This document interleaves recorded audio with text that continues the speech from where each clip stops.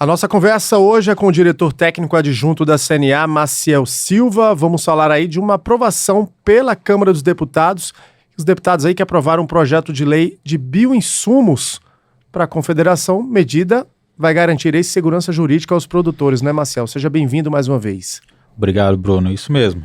O projeto de lei, ele foi amplamente discutido no setor. Primeiro, acho que vale a pena a gente até contextualizar em relação ao que é bioinsumos. Talvez grande parte das pessoas que nos escutam estejam familiarizadas, mas talvez não com o termo. Bioinsumos é todos aqueles insumos de base biológicas que a gente utiliza dentro do sistema de produção, muito comum na agricultura orgânica, mas não só. Ele pode ser utilizado aí no controle biológico de pragas e doenças, pode ser utilizado como inoculantes para fixação biológica de nitrogênio, por exemplo, ou qualquer outra função nutritiva ou que promova o desenvolvimento de plantas. E esses insumos, até então, eles não tinham, ainda não têm, porque a gente não concluiu o processo de tramitação, um marco regulatório instituído que defina todas as regras associadas a esses insumos.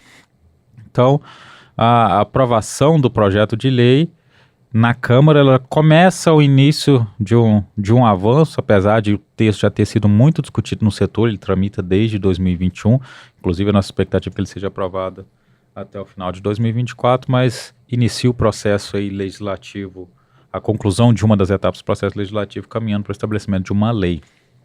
E a CNA, né, Maciel, teve um papel importante na aprovação dessa proposta lá na Câmara dos Deputados, né? Essa proposta, ela atende às necessidades do setor? Bruno, atende perfeitamente. Então a gente discute esse projeto de lei desde a origem. Então ele surgiu como uma alternativa por conta de algumas seguranças jurídicas que a gente já vivenciava no setor. Primeiro, por não ter um normativo totalmente explícito da legalidade ou ilegalidade da produção para uso próprio. Então é muito comum fazer analogia com os químicos, que a produção só pode ser feita por meio de registro e não é um tipo de produto dos químicos, por exemplo, que a gente faz produção para uso próprio. Mas no caso dos bioinsumos tinha essa dúvida, tinha alguns textos normativos que versavam, mas ficava aí essa incerteza. Só que essa incerteza ela piorou com a publicação da Lei de Agrotóxicos, que incluiu a definição de produtos biológicos na definição de agrotóxicos e proibiu a produção sem registro. Então a produção on-farm, ela entraria na ilegalidade, a produção para uso próprio, com a vigência plena da lei, que vai ocorrer agora em dezembro.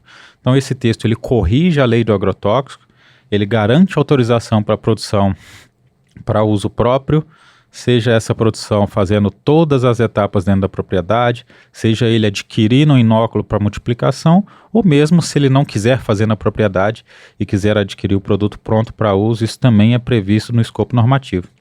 Ele aprimora também o processo de registro, ele traz regras muito claras para esses produtos biológicos, a que momento a Anvisa e IBAMA participa do momento do processo de registro, quando não participa, e tem alguns programas de incentivo relacionados a crédito, tem uma regra de transição clara e supre todos os limbos normativos que hoje a gente tem, principalmente em relação à lei de agrotóxicos, que eu já citei, mas também à lei de fertilizantes associados a esses insumos.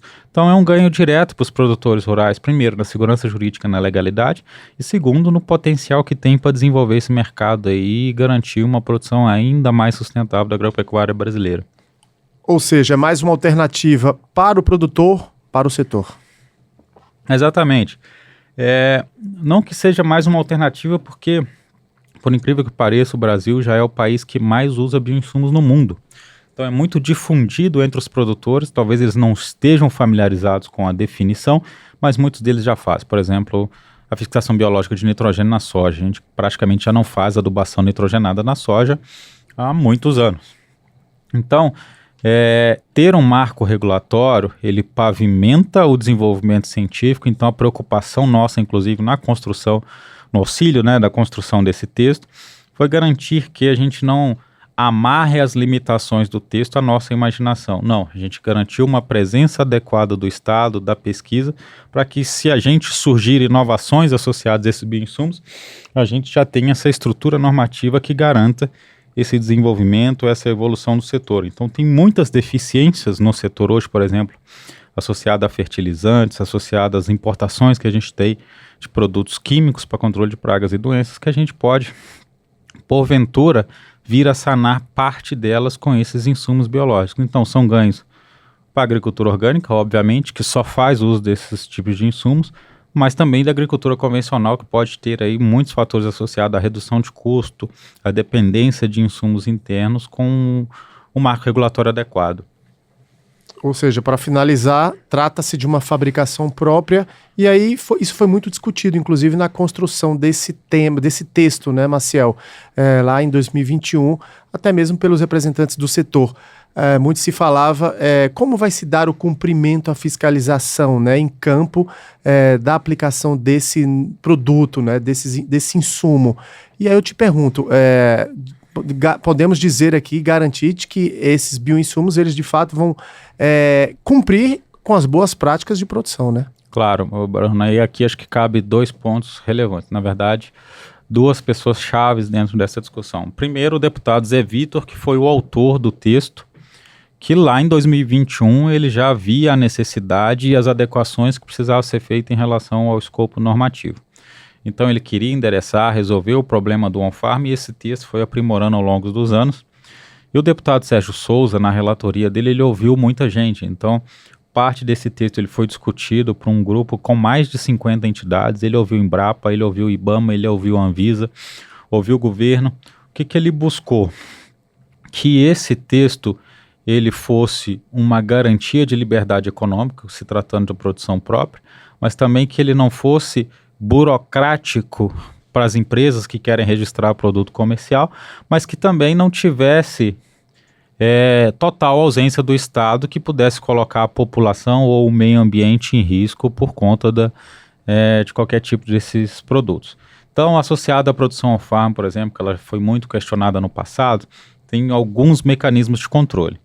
Seja a necessidade da presença do responsável técnico a depender das circunstâncias que vai ser definida com base no tipo de organismo ou micro-organismo que vai estar sendo multiplicado, a necessidade de cumprimento das boas práticas de produção a serem indicados pelo Ministério da Agricultura, um cadastro simplificado para você saber aonde está essa produção e a forma que ela ocorre, vai ter a necessidade de alguns cumprimentos documentais para o transporte desses produtos entre propriedades de mesma titularidade, a garantia explícita de não haver qualquer tipo de mercância, comercialização desse produto que for destinado para uso próprio, e também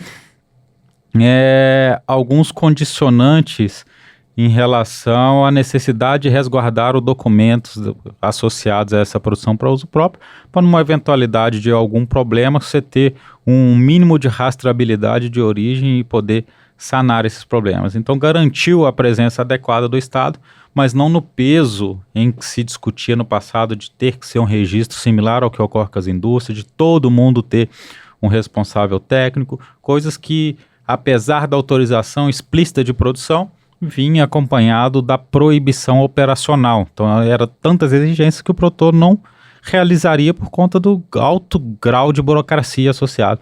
Então, isso foi muito bem ponderado no texto com o deputado Sérgio Souza, que eu acho que o texto ficou muito bem redondo, inclusive com uma janela e uma porta de oportunidade muito bem aberta para o Senado ter poucas necessidades de adequação no texto ou nenhuma, se for o caso.